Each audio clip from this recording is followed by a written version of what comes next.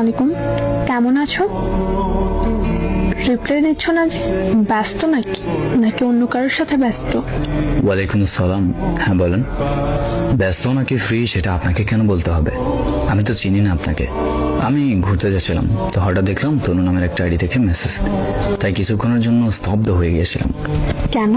তনু এমন কে যার মেসেজ দেখে স্তব্ধ হয়ে গেছেন? সে আমার এক না পাওয়া ভালোবাসা ছিল, টাকার কাছে বিক্রি হয়ে গিয়েছিল। কি করার বলেন, টাকা ছিল না তো, তাই হারিয়ে ফেলছি ভালোবাসার মানুষটা। ভালোবাসার মানুষটাও না বড় বেঈমান ছিল, পেরে চলে গেল। অনেক ভালোবাসতেন নাকি তারে? বাসা দিয়ে বোঝানোর ক্ষমতা নেই আমার, তবে যাই হোক উনি এখন অনেক ভালো আছে, আর আমিও আমার মতো করে জীবন গুছিয়ে নিচ্ছি। আর আপনাকে না চিনে অনেক কিছুই বলে ফেললাম, মাফ করবেন। আসলে আবেগ ধরে রাখা যায় না তো, তাই দুঃখিত। বাই। শুনুন, আপনার অসম্ভব ভালোবাসার মানুষটা আমি নিজেই, আমিই তনু। আপনি মজা করেন নাকি? তনু মানে? ও তো শুনেছি বিয়ে হয়ে গেছে, আর অনেক আগে।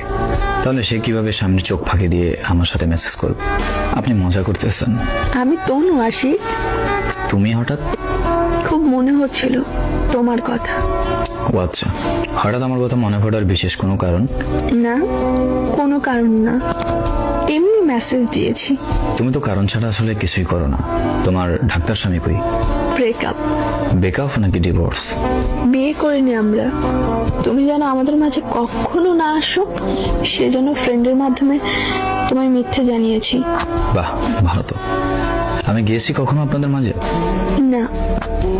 ব্রেকআপ হওয়ার কারণ? ও একটা শরীর লোভী, আরো কয়েকটা মেয়ের সাথে ওর সম্পর্ক। রিলেশনে যাওয়ার পর থেকে শুধু খারাপ প্রস্তাব। আমি আর এসব নিতে না পেরে ওর সাথে ব্রেকআপ করে দিই।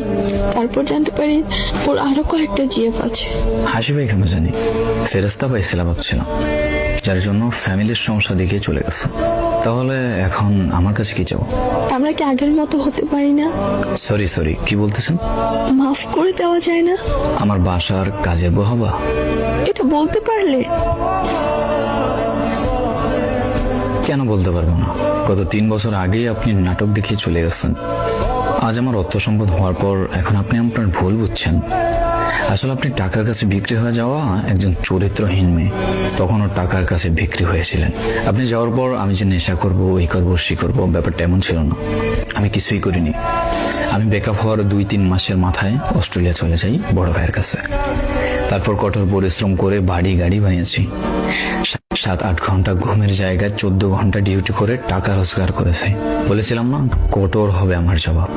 মনে করো 3 বছর আগের কথা, যখন ফেলে গিয়েছিলে।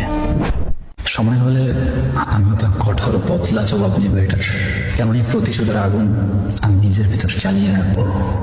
রাখো না এসব। তুমি বিষয়টা রেখে দিলো, আমি রেখে দেওয়ার মতো ছেলেই নই। যখন টাকা ছিল না তখন ফালায় চলে গেছো, এখন টাকা হয়েছে, এখন আবার কথা বলতে আসছো, সম্পর্ক আগের মতো করতে আসছো। তোমার এসব শুকনো কথায় চিরা বিসবে না। যাও, ভিজাইয়া মুড়ি হাতাইয়া খাও। আল্লাহ হাফেজ। কাজের বুয়া হইতে চাইলে সিবি জমা দিও। ইন্টারভিউ নেওয়ার জন্য আমি আমার ম্যানেজারকে বলবো। সে আমায় ভালোবাসেনি, সে ভালোবেসেছে আমার অবস্থানকে। সে আমার দিকে নয়, সে তাকিয়েছে টাকার দিকে। আমি প্রচুর জিদি একটা ছেলে। আমি ফেলে আসা কোনো জিনিস কখনো তুলে দেখি না, সেটা যতই শখের জিনিস হোক। তুমি পরিস্থিতির শিকার হয়ে যদি বিয়ে করতে, আমি মেনে নিতাম, কেননা তোমার করার কিছু ছিল না। কিন্তু তুমি তো বেইমানি করেছো, তাহলে কিভাবে তোমাকে আমি সুযোগ দেব? লাইফে শত্রু থাকা ভালো, কিন্তু গাদ্দার আর বেইমান থাকা ভালো।